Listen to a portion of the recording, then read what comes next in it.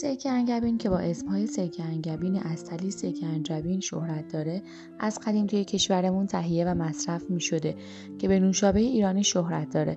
این نوشیدنی دلچسب در واقع همون ترکیب سرکه انگور یا سرکه سیب با عسله و با شربتی که با شکر و سرکه درست میشه متفاوته. این شربت در طب سنتی جایگاه ویژه‌ای داره که در ادامه میخوام طرز تهیه سرکه انگبین عسلی را بهتون بگم، اما قبل از اون ازتون میخوام که با لایک، سابسکرایب و روشن کردن زنگوله ازمون حمایت کنید.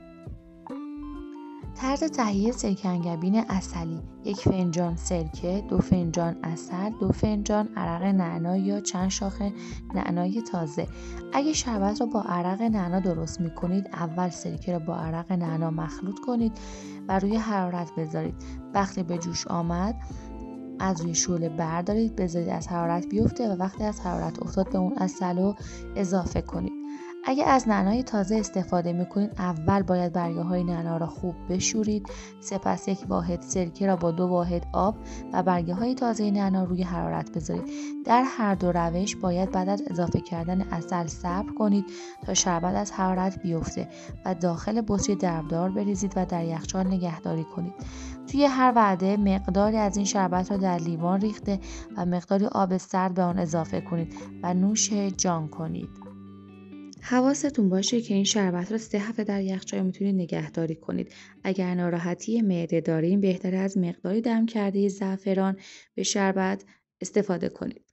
برای کسایی که اضافه وزن دارن، بهتره از سرکه سیب استفاده بشه. برای کسایی که کبد گرم دارن، میتونن عرق کاسنی رو جایگزین عرق نعنا کنن. و برای خانم ها عرق رازیانه رو میتونن جایگزین عرق نعنا کنن. خواص درمانی سرکه انگبین عسلی: تب سرکه انگبین عسلی میانه است و متعادل کننده تب است.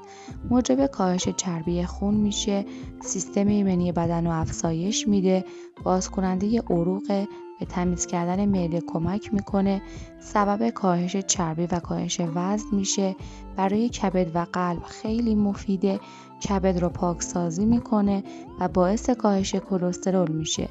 بهترین نوشیدنی در فصل گرم تابستان و رفع آتش، به بیخوابی و کیفیت خواب کمک میکنه و بوی بد دهان رو از بین میبره. چه کسایی نباید از سرکه انگبین عسلی استفاده کنند؟ گرچه سرکه انگبین در طب سنتی یک داروی شفابخشه، اما مصرف اون برای کسی که زخم معده، زخم روده، افراد با طبع بلغمی و یا بیماری‌های تنفسی مثل آسم میتونه خطرناک باشه. پس قبل مصرف با پزشکتون مشورت کنید. بهتره در مصرف سرکه انگبین زیاده روی نکنید، چون باعث کاهش میل جنسیتون میشه. تفاوت سرکه انگبین با سکنجبین چیه؟ سکنجبین با سرکه و شکر درست میشه، در حالی که سرکه انگبین از عسل طبیعی درست میشه. شربت سکنجبین به هیچ عنوان خواص دارویی نداره، پس اونا رو با هم دیگه اشتباه نگیرید. برای دیدن آموزش‌های بیشتر ما رو سابسکرایب کنید. بدرود.